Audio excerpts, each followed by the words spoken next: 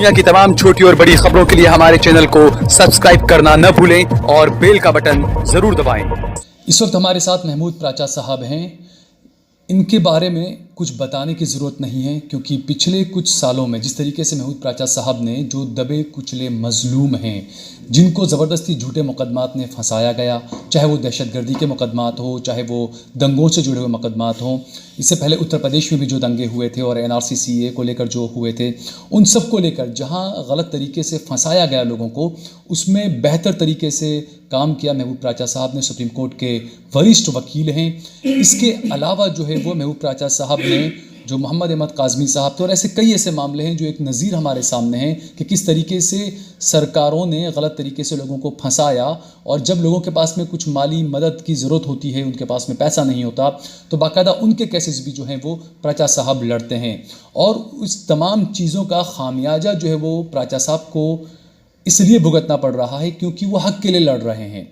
डराने की, धमकाने की पूरी कोशिश यहाँ पर की जा रही है प्राचा साहब को। प्राचा साहब जो है वो दलितों के लिए भी काफ़ी काम कर रहे हैं, संविधान को बचाने के लिए एक बाकायदा एक मुहिम चला रहे हैं। प्राचा साहब से हम बात करेंगे।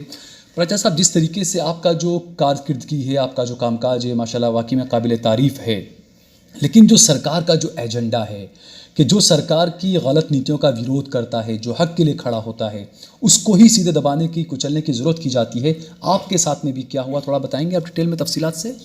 देखिए, पहले तो हमारे देश के सभी लोगों को एक बात समझ लेनी चाहिए कि इस मुल्क में, भारत में, दो ही तरह की आइडियोलॉजीज़ हैं। एक है मनुवाद, एक है अम्बेडकरवाद। अम्बेडकरवाद यानी कि संविधान पे जो चलने वाले लोग हैं, जो, और मनुवाद वो जो संविधान को ख़त्म करके मनुस्मृति लागू कराना चाहते हैं। तो इस दो सोचों के अलावा कोई सोच हमारे मुल्क में है ही नहीं, और कोई अगर तीसरी सोच खड़ी करने की कोशिश की जाती है तो वो सीधा सीधा इस बात की तरफ इशारा है कि वो मनुवाद की मदद करना चाहते हैं। क्योंकि बाबा साहब ने जो संविधान बनाया है वो सबके लिए है, मनुवादियों के लिए भी है, लेकिन मनुवादियों को उतना ही हक मिलेगा जो इंसाफ और बराबरी से उनके हिस्से में आता है, उसके अलावा नहीं। ये है बाबा साहब की सोच, इससे किसी को परेशानी नहीं होनी चाहिए। अब जहाँ तक आप बात कर रहे हैं ख़तरात की, तो वो आज से नहीं है, आप सब लोगों ने देखा है। कोई ये पहली बार तो हम पे इस तरीके से बंदूकें निकाली नहीं गई हैं या जान से मारने की कोशिश नहीं की गई।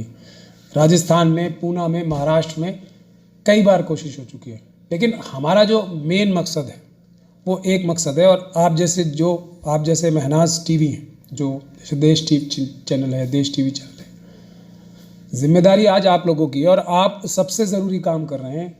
अगर आप लोग बीच में से हट जाएं तो जो बड़ा टेलीविज़न का मीडिया है उसमें से 90% सब तो मनुवादी खरीद ही चुके हैं, और उनकी तो एक तो हम आप लोगों को बहुत मुबारकबाद पेश करते हैं कि जितना ख़तरा हमें, मेरे ख्याल से कमोबेश उतना ख़तरा आप जैसे लोगों को भी है जो ईमानदारी से पत्रकारिता कर रहे हैं। जी, ये भी आप भी लोग बाबा साहब का और संविधान का काम कर रहे हैं, तो हम आपको भी सलाम करते हैं कि आप लोग तो, हम लोगों को तो फिर भी बहुत सारे लोग जानते हैं और दिल्ली में हैं, तो लेकिन आप लोग जो ज़मीन पे रह के जो काम कर रहे हो उसके लिए हम आप लोगों के लिए दुआ भी करते हैं और आप लोगों को मुबारकबाद भी पेश करते हैं।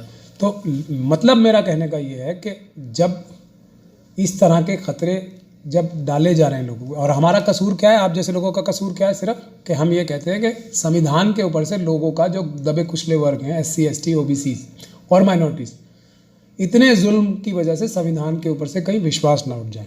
तो हम मजबूती के साथ, और आप जैसे लोग मजबूती के साथ, जो सोशल मीडिया के लोग हैं, वो खड़े क्यों हैं, ताकि जो इतना सताए जा रहे हैं लोग, आज अदालतों के ऊपर से भी लोगों का विश्वास थोड़ा टूटने लगा है। पुलिस और प्रशासन के ऊपर तो आप लोग देख ही रहे हैं, जो प्रेस है उसका भी हाल एकदम ख़त्म हो चुका है। तो हम ये चाहते हैं कि हम लोगों को दिखाएं कि चाहे कितने भी मुश्किल हालात हो जाएं, लेकिन बाबा साहब का संविधान जो है वो आपको फिर भी न्याय दिला सकता है। बिल्कुल, बेशक। तो 200 लोग पूरा हमारा इलाका छावनी बना के 15 से 20 लोग बंदूकों के साथ ऊपर आए, हमला करें, कोर्ट के ऑर्डर्स को की धज्जियाँ उड़ा के हमारे साथ बदतमीज़ी करें, मारने की कोशिश करें, और होम मिनिस्टर साहब जो हैं हमारे अमित शाह साहब, उनका नाम लेके धमकी दें बार बार कि आप उन्हें नहीं जानते, हमें भी पता है यहाँ पर आपको कुछ नहीं मिलना हमें, मगर मैसेज ही आपको भिजवाया जा रहा है अमित शाह साहब के द्वारा कि आप दिल्ली दंगों में जो RSS और BJP के लोगों को अरेस्ट करा रहे हैं, क्योंकि उनका रोल है। अब अरेस्ट मैं तो करता नहीं हूँ, ये बात जग जाहिर है, ना पुलिस हमारी सुनती है, ना किसी मजलूम की सुनती है। हम तो अदालत के ज़रिए ही लोगों को अरेस्ट करा रहे हैं और लोगों के खिलाफ FIR भी करा रहे हैं और अदालत तो सबूत और ठोक बजा के इनके हमारी तरफ से तो अदालत भी और ज़्यादा ठोक बजा के केस देखती है, सबूत देखती है, क्योंकि पुलिस की बात तो मानने के लिए जो हमारा रिवायत चली आ रही है अदालतें मजबूर भी होती हैं एक तरह से। लेकिन हमारी को तो बहुत मेहनत करनी पड़ती है, 10 गुना ज़्यादा हम स्टेट और पुलिस से मेहनत करते हैं, जब जाके हमारी बातें तस्लीम होती हैं। तो अगर किसी से रंज और गम होना चाहिए RSS के लोगों को और अमित शाह साहब को, तो वो अदालतों से होना चाहिए। तो जब ये बात हमने आयु साहब को कही तो मैं इस बात पे हैरान हूँ कि ये क्या बहादुरी की बात थी और इस तरीके से कैसे निडरता से जो अपने आप को पुलिस ऑफिसर बता रहे थे, बाद में वो निकले भी नहीं आयु जी, तो वो कैसे होम मिनिस्टर साहब का नाम इतना खुल के ले रहे थे। इस बात के लिए मैं बहुत हैरान हूँ कि जज लोया को भी कह रहे हैं कि उनका कुछ नहीं बिगाड़ पाया कोई, आप भी प्राचा साहब मार दिए जाओगे या जेल में डाल दिए जाओगे, फिर कौन बचाएगा इन मजलूमों को, आज ही छोड़ दो आप इन्हें। यानी प्राचा साहब, जिस तरीके से आप जिस मामले में काम कर रहे हैं पूरा, क्योंकि जैसे मैं हमने बताया आप काफ़ी केसेस अपने लड़े हैं इस तरह के, उत्तर प्रदेश के भी जो CAA NRC को लेकर जो हुए थे उस वक्त भी आपने पुलिस की कारकर्दगी को लेकर काफ़ी सबूत इकट्ठा किए थे, तो कहीं ना कहीं आपके ज़रिए ये जो लॉबी है ये कहीं एक मैसेज देना चाहती है कि देख लो, आप अगर हक के लिए लड़ोगे तो इसी तरीके से आपका भी हाल किया जाएगा, टॉर्चर किया जाएगा, परेशान किया जाएगा आपको भी। एक मैसेज तो ये बेशक देना चाहते हैं, इसमें कोई शक नहीं है, क्योंकि हम लोग पेश खड़े हैं। हम लोग सिर्फ मजलूमों को ज़मानतें दिला के छुड़ा नहीं रहे हैं, क्योंकि वो एक अनएंडिंग प्रोसेस है, उसका तो कोई अंत ही नहीं है। बिल्कुल, ये हज़ारों लोगों को बंद किए जाएंगे और हम लोग हज़ारों लोगों को छुड़ाते जाएंगे, उससे ज़्यादा हमारे पास कोई भी कंस्ट्रक्टिव काम करने का मौका ही नहीं रहेगा। हमारी क्या पॉलिसी है, हम क्या करना चाहते हैं कि पुलिस और जो ये मनुवादी ताकतें हैं जो ये जुल्म करती हैं, हम इनको पकड़ के जेल में भिजवाएं कानून और अदालत के ज़रिए, भारत के संविधान के ज़रिए। ये है असली सोल्यूशन इसका। ज़मानतों पे छुड़ाना तो मजबूरी है, लेकिन सोल्यूशन इसका जो समाधान है, जो इसका हल है, वो ये है कि हम जो लोग इस तरह की जो काम करते हैं, इस तरह की जो बर्बरता से काम करते हैं, उनको पकड़वा के जेलों में भिजवाएं, ताकि उनको एक इबरतनाक सज़ा वो मिले कि और लोग जो है गलत काम करना बंद करें। तो ये हमारी लाइन है, इससे उनको सबसे ज़्यादा तकलीफ़ है। दूसरी चीज़ से कि हम वो बंद करें और हम छुड़ाएं, इससे उनको ज़्यादा तकलीफ़ नहीं। तो इसलिए हमसे सबसे ज़्यादा उनकी अदावत या आप शिकायत कह लें या जो भी है, और उनका शिकायत करने का तरीका तो मारने का ही है। बिल्कुल बिल्कुल, आज से तो नहीं है कोई है, तो ये उनकी शिकायत ही है हमसे, और वो जायज़ शिकायत है। हम उससे इस बात में मैं उनकी बात का बुरा भी नहीं मानता, क्योंकि अगर हमने बाबा साहब के संविधान से ये करके दिखा दिया तो फिर उनकी क्या हैसियत रह जाएगी और उनकी क्या वैल्यू रह जाएगी। तो अब आपने एक सवाल किया मुझसे, और जायज़ सवाल है कि वो क्या मैसेज देना चाहते हैं, और अल्लाह क्या मैसेज देना चाहता है वो भी आपने देख लिया। बिल्कुल, बेशक। पूरी ताकत से जालिम आया, पूरी ताकत लगा ली, संविधान की धज्जियाँ उड़ा के, कोर्ट के ऑर्डर्स की धज्जियाँ उड़ा के, बंदूकें निकाल के हम पे हमला करके अल्लाह ने क्या किया? फिर अल्लाह ने उनको बेआबरू होके जाना पड़ा। कुछ एक इतनी सी भी चीज़ ना थी ना मिलनी है। तो आप लोग और हम लोग ईमान वाले हैं, हमारा ईमान पे पूरा जो हमारा ईमान है, हर चीज़ का वक्त तय है, उसके पहले ना उसके बाद में हो नहीं सकता, क्योंकि जो उस दिन हुआ उसमें मुझे लगता है गैब से मदद थी। कोई भी इंसान इस हैसियत का या इस ताकत का नहीं हो सकता कि बड़े बड़े लोगों को, चिदम्बरम साहब को ये ले गए उठा के, एक निरीह आदमी की तरह। चिदम्बरम साहब जो कि फॉर्मर होम मिनिस्टर थे, फाइनेंस मिनिस्टर थे, किस प्रकार से उनके साथ दीवार घर की लांद कर घुसे अंदर और इस तरीके से उनको ले। तो मैं ये कह रहा हूँ कि ये इसमें किसी को शक और शुबे की गुंजाइश नहीं रह जानी चाहिए कि महमूद प्राचा का कुछ नहीं है, ये ऊपर से हो रहा है जो भी हो रहा है। बिल्कुल, हमारी दुआ इतनी आप जितनों के लिए आपने, अब अल्लाह ताला जानता है कि लोगों की दुआ की वजह से या उसकी अपनी मसलहत है या उसकी कोई मसलहत है, अल्लाह ताला कुछ काम लेना चाहता है। अच्छा प्राचा साहब, जिस तरीके से आप एक सिर्फ ऐसा नहीं कि आप एक कम्युनिटी, भले आपका नाम महमूद प्राचा है, लेकिन आपने दलितों के लिए, हिंदुओं के लिए, मजलूम जो भी उसके लिए आप हमेशा खड़े रहते हैं। लेकिन ये जो सरकार है और ख़ासकर जो दो लोग हैं, इनको किसी का इत्तेहाद जो है वो रास नहीं आता है। चाहे मुस्लिम दलित एक साथ खड़े हो जाएं, मुस्लिम सरदार सिख एक साथ खड़े हो जाएं, तो आपको अक्सर जो है वो बाबा साहब आम्बेडकर की आपने हमेशा तारीफ़ की, उनकी तायद की, हमेशा आपने ये बातें मनुवादियों को पसंद नहीं आ रही, ये इत्तेहाद होता हुआ उनको पसंद नहीं आ रहा है, इसलिए इत्तेहाद को तोड़ने की पूरी कोशिश की जा रही है। ये मैं देखिए वही मैंने आपसे शुरुआत में भी कहा था, अगर अम्बेडकरवाद मजबूत होगा तो मनुवाद ख़त्म होगा। ये तो तीसरा तो कोई वाद है ही नहीं, बिल्कुल। तो ये तो इनडायरेक्टली प्रोपोर्शनेट हैं एक दूसरे के। तो अब जहाँ तक मैं एक मुसलमान हूँ, देखिए, और जो इस्लाम हमें सिखाता है वो क्या सिखाता है कि मजलूमों की मदद करनी चाहिए, बिल्कुल। कोई भी हो मजलूम, इसमें तो कहीं कोई भी डिफ्रेंसिएशन इस्लाम ने या कुरान ने या रसूलुल्लाह ने नहीं रखी है। जो ज़्यादा मुस्तहक है उसको मदद ज़्यादा मिलनी चाहिए। ये भी कुरान का प्रिंसिपल है, इस्लाम का प्रिंसिपल। बिल्कुल। तो मेरा ये मानना है कि जो SC और ST कम्युनिटी के लोग हैं, मैं पूरे यकीन के साथ कह रहा हूँ कि उनको संविधान की ताकत की, बराबरी की और मदद की मुस्लिम कम्युनिटी से और दूसरी माइनॉरिटी कम्युनिटी से ज़्यादा ज़रूरत है। बिल्कुल, बेशक। OBC से भी ज़्यादा ज़रूरत SC और STs की है। तो मेरा ज़्यादातर काम, ये जो मनुवादी हैं वो बार बार ये दिखाना चाहते हैं कि मगर नहीं कर पाएंगे, क्योंकि मेरा 60 से 70% काम जो है वो SC कम्युनिटी और ST कम्युनिटीज़ के लिए। बिल्कुल। उसको हाईलाइट नहीं करती प्रेस, क्योंकि उनकी बुनियादी मनुवादी सोच पे चोट है वो। बिल्कुल बिल्कुल। मगर सच्चाई यही है कि आज भी मुझे अगर चॉइस होगी कि पहले मैं किसी शेड्यूल कास्ट या शेड्यूल ट्राइब कम्युनिटी के व्यक्ति की मदद करूं और एक मुसलमान की, तो मैं पहले शेड्यूल कास्ट और शेड्यूल ट्राइब व्यक्ति की मदद करता हूं और करूंगा, क्योंकि वो मुस्तहिक ज़्यादा है। बिल्कुल। इसमें मैं खुल के आपके सामने भी कह रहा हूँ और दुनिया के सामने कहता हूँ, और यही सच्चाई है। और इसी वजह से शायद अल्लाह ताला हमारी मदद भी कर रहा है। बिल्कुल बेशक। अच्छा पर सब जिस तरीके से आपके यहाँ पर जो सर्च ऑपरेशन करने आए थे, लेकिन गोदी मीडिया ने दिखा दिया कि छापेमारी की गई, इस तरह का एक प्रोपेगेंडा जो मीडिया में फैलाया जाता है। दूसरा, आपने जो कहा कि जो IO था वो भी फर्जी निकला, जो आपने FIR उसके खिलाफ भी की, ये क्या है मामला आखिर? कुरान की आयतें आप जानते ही हो, ये लोग एक स्कीम बनाते हैं, लेकिन सबसे बड़ा स्कीम बनाने वाला कौन? बिल्कुल। तो बस मंसूबे बनाने वाला जो सबसे बड़ा है उसने अपना मंसूबा चलाया, और ये जो बातिल हैं और जो जालिम हैं उनके मंसूबे नाकाम किए। अब इससे ज़्यादा मैं क्या बोलूँ? दूसरी बात, मैं सिर्फ एक बात बोल रहा हूँ, जो भी हुआ 15 घंटे की शुरुआत से लेके आखिर तक कोर्ट ने ऑर्डर किया था कि वीडियोग्राफी की जाएगी। 2 कैमरे लेके आए और 15 घंटे की वीडियोग्राफी हुई। मैं सिर्फ एक बात कह रहा हूँ, और उसकी हम बज़िद हैं और कोशिश कर रहे हैं कोर्ट से भी। क्या वो एक शेर भी है ना, हमें मुश्ताक और आप वो हैं बेजार। तो हम ये कह रहे हैं कि वो वीडियोग्राफी जो है वो आप दुनिया के सामने लाइए। वो ये कह रहे हैं कि नहीं, हम छुपाएंगे, हम काटेंगे, हम इसको एडिट करेंगे और कोर्ट को भी एडिट करके देंगे। तो जब ये चल रहा है तो मेरा कहना सिर्फ ये है कि वीडियो दुनिया के सामने आएगी। जिस बात को मैं कह रहा हूँ, इंक्लूडिंग होम मिनिस्टर साहब और एक दूसरे भी बड़े वकील साहब हैं जो सरकारी वकील हैं, उनका भी नाम जो लिया गया है उसमें, वो सब दुनिया के सामने आ जाए। वकील साहब का मैं नाम जान के नहीं ले रहा हूँ, लेकिन वो दुनिया के सामने आ जाएगा और दुनिया इस बात को जान लेगी कि क्या सच उस दिन क्या हुआ यहाँ पे। बिल्कुल। और जो उस वीडियो को छुपा रहा है बार बार यहाँ वादा करने के बाद भी, और कोर्ट में भी जाके अपोज कौन कर रहा है?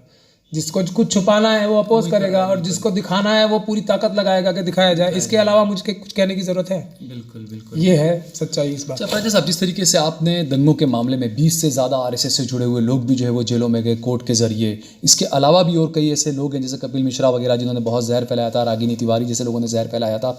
तो जिस तरीके से आपने जो काम किया, कहीं ना कहीं जो ये दंगों का रेला है, साजिश का रेला बड़ी कुर्सियों तक पहुँच रहा है, इसीलिए ज़्यादा हिले हुए हैं ये लोग। ये शक बेशक, इसमें कोई शक नहीं है। धीरे धीरे करके, क्योंकि कानून का रास्ता थोड़ा लंबा होता है। बिल्कुल। और लेकिन बाबा साहब का संविधान है, पक्का है वो रास्ता, होना है। तो उनको भी नज़र आ रहा है जो ऊपर बैठे हैं लोग, बिल्कुल, ख़ासतौर पे जो होम मिनिस्ट्री में जो बड़े बड़े लोग बैठे हैं, उनको साफ नज़र आ रहा है कि ये हम तक धीरे धीरे आ रहा है। क्योंकि ये सिर्फ 22-23 लोगों के, RSS के लोगों की अरेस्ट होने की बात नहीं रह गई। FIRs होनी शुरू हो गई पुलिस ऑफिसर्स के खिलाफ। FIRs होनी एकदम मुहाने पर हैं आप। बिल्कुल। तो 2 FIRs हमने अभी कराई नहीं है बीजेपी के ऑफिस बेयरर्स के खिलाफ, वो स्टे करा लिया उन्होंने, वो हम खारिज करा के तो हम कानूनी तरीके से करा लेंगे। तो ये नज़र तो उन्हें आ ही रहा है कि क्योंकि कपिल मिश्रा साहब ने सिर्फ भड़काऊ भाषण नहीं दिया है, दुनिया ये कह रही है उन्होंने भड़काऊ भाषण दिया है। हमारे पास सबूत और हमारी कंप्लेंट्स ऐसी हैं, हमारे जो क्लाइंट्स हमारे पास आए हैं उन्होंने खुद अपनी आंखों से देखा है। दूसरे सबूत हैं कि कपिल मिश्रा साहब ने हथियारों के साथ हमले किए हैं। अच्छा, ये सबूत? रागिनी तिवारी जी ने हथियारों के साथ हमले किए हैं।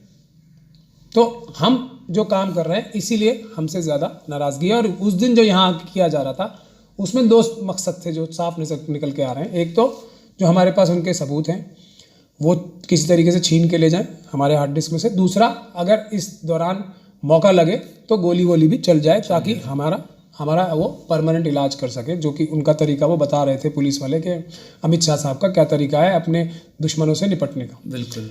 मगर हमने जो बात कही है, बुनियादी बात क्या है, ये बात भी सब अम्बेडकरवादियों को समझने की ज़रूरत है। और ये जो सीक्वेंस है सबसे महत्वपूर्ण है। दिल्ली दंगे कराए गए किस लिए? दो वजूहत थी कि CA-NRC को क्रश कर दिया जाए, जो कि इंडिपेंडेंस इंडिया में सबसे बड़ा, इतिहास में सबसे बड़ा एजिटेशन था। बिल्कुल। उसके लिए दिल्ली दंगे कराए। अब दिल्ली दंगों की साजिश हम बेनकाब करेंगे और उसके तार वहाँ तक पहुँचाएंगे जहाँ से शुरू हुए हैं। तो दिल्ली दंगों को छुपाने के लिए अब हमारे पीछे लग गए, बिल्कुल। हमारी बात दबाने के लिए फिर किसी और चीज़ के पीछे लग जाएंगे। ये इनका मेथड समझना ज़रूरी है। तो एक बात सारे मनुवादी मानसिकता के लोग और अमित शाह साहब एक बार साफ सुन लें, हम CA-NRC का एजिटेशन नहीं भूले हैं। हम बहुत जल्द, जैसे ही आप कार्रवाई करेंगे, हम CA-NRC का मूवमेंट शुरू करेंगे। हम लोग पागल नहीं हैं, हम लोग बेवकूफ़ भी नहीं हैं। CA-NRC असली मसला है, दिल्ली दंगे और महमूद प्राचा छोटी बातें हैं। CA-NRC को हम नहीं भूलें, हमारी नज़रें वहीं पर ही हैं। तो हम, बहुत सारे लोग जो आपके बहकावे में आ जाते हैं, हम उन लोगों में से नहीं हैं। ये बात आप अच्छी तरह से समझ के रखिए। अच्छा प्राचा साहब, आखिरी सवाल ये करना चाहूँगा कि कई लोग ऐसे हैं जो हक के लिए लड़ना चाहते हैं, लेकिन जैसे आप हैं, आपको अल्लाह ने काफ़ी जज्बा दिया और काफ़ी लोगों के साथ में आपका दुआएं जुड़ी हुई, आप ऐसे काम जो कर रहे हैं, कई बेगुनाहों को आपने जेलों से, सलाखों से बाहर निकाला है।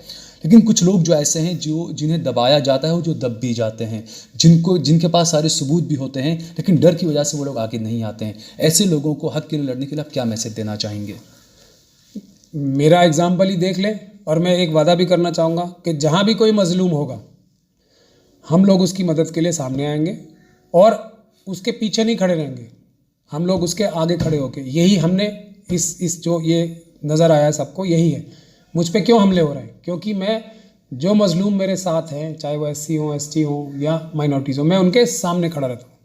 पीछे नहीं खड़ा हूँगा मैं आपसे आगे खड़ा हूँगा। अगर किसी को गोली मारनी होगी तो पहले मुझे मारेगा, उसके बाद आप तक पहुँचेगा। अगर किसी को मुकदमा दर्ज करना होगा तो पहले मुझ पे करेगा, उसके बाद आप तक पहुँचेगा। आप बाबा साहब के संविधान में भरोसा रखो, भारत जो कॉन्सेप्ट है भारत का, इंडिया का, उसमें भरोसा रखो। हमारा देश बहुत मजबूत है, संविधान भी बहुत मजबूत है। सिर्फ हमारी इंस्टीट्यूशंस जो हैं, जो इदारे हैं, वो कमज़ोर हो गए। हम उसको, आप सब और हम सब मिलके मजबूत करेंगे। लेकिन इसमें मेरा अकेला जो है हाथ जो है वो काफ़ी नहीं रहेगा, ये बात भी मैं तस्लीम करता हूँ। और बहुत सारे लोग मुझे फाइनेंशियल मदद करने के लिए कहते हैं, लेकिन मेरा एक अपना असूल है, मैं फाइनेंशियल मदद किसी से नहीं लेना चाहता। जितना मेरा वसाइल है, मैं उसी से काम करना चाहता हूँ और कर भी रहा हूँ। जो भी मुझे मदद करना चाहते हैं, और मदद की बहुत ज़्यादा ज़रूरत है, लेकिन वो फाइनेंशियल शक्ल में नहीं, हमें चाहिए अच्छे वकील आप हमें एंगेज करके दें, ताकि हम अपनी एक प्लान बना के काम कर सकें हर जगह, हर डिस्ट्रिक्ट में, ताकि SC ST माइनॉरिटीज़ और OBCs के साथ जुल्म और ज़्यादती बंद हो। तो बहुत सारे लोगों को जो मुझे इमदाद करना चाहते हैं फाइनेंशियल, उनको मैं ये भी पैगाम देना चाहता हूँ कि मुझे नहीं दें एक भी पैसा, क्योंकि वो मेरी पॉलिसी नहीं। मुझे वकील एंगेज करके दें, अच्छे सोशल वर्कर अच्छे एंगेज करके दें, आप जैसे चैनल्स को फाइनेंस करें ताकि वो हमारी बात लोगों तक पहुंचाएं। तो मुझे ना दे पैसे, इन सब कामों में लगाएं। तो मैं आपके लिए दुआ भी करूंगा और अल्लाह ताला से भी दुआ करूंगा और आप लोगों का ममनून भी रहूंगा। बहुत बहुत शुक्रिया प्राचा साहब। तो जिस तरीके से प्राचा साहब ने जो तमाम बातें कही, वो देश की जनता को, जो देश को जोड़ कर रखना चाहते हैं, जो संविधान को बचा कर रखना चाहते हैं, उनको ये बातें सुननी चाहिए। और आखिर में ये अल्फाज में कहूँगा कि जो गुजरात दंगे हुए थे, काश उस वक्त हमें कोई महबूब प्राचा मिल गया होता, तो आज देश के इतने बुरे हालात न होते। कैमरामैन बकुल परमार के साथ सहल कुरैशी, देश लाइव। आप देख रहे हैं देश लाइव, देश की आवाज़।